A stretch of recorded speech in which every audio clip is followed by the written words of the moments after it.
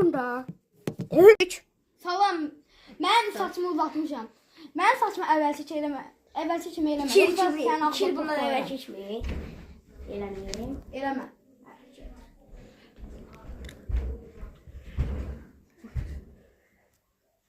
O siz bir təkim düşür. Ah. O gidin bak.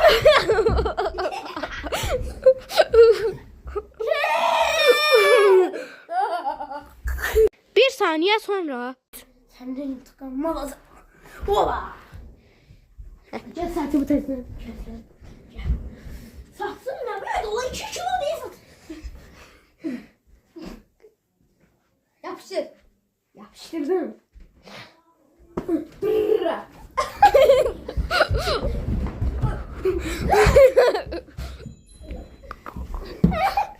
Ve berberci Allah rahmetine kavuştu.